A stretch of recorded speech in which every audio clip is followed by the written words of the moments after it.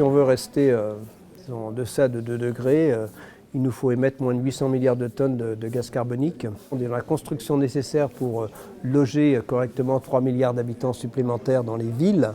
Eh bien, ça émettrait pratiquement une bonne moitié. On parle de 4, je crois que le chiffre du GIEC est de 470 milliards de tonnes de CO2. Donc la seule construction prend environ la moitié de ce qu'il nous reste à émettre si on veut rester en deçà de 2 degrés. C'est vraiment très important. Donc on voit bien la difficulté et la nécessité de réfléchir aussi aux méthodes de construction et de ne pas garder les méthodes de construction sur lesquelles se développent ces villes actuellement. En quoi le secteur de la construction est-il important?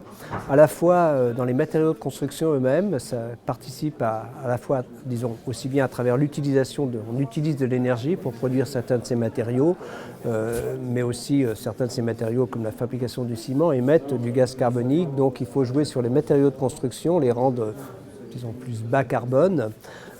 Et puis aussi sur l'utilisation de l'énergie, l'efficacité énergétique.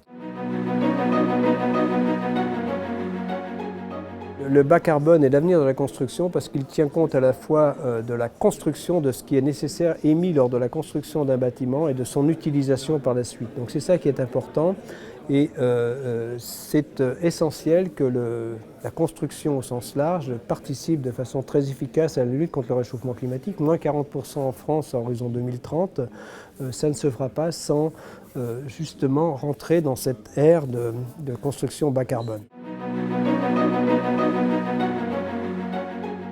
Mon message, c'est qu'effectivement que ça s'étende bien sûr au niveau national de la façon la plus large possible et je crois qu'il faudra aussi étendre bien sûr cette dynamique au niveau international.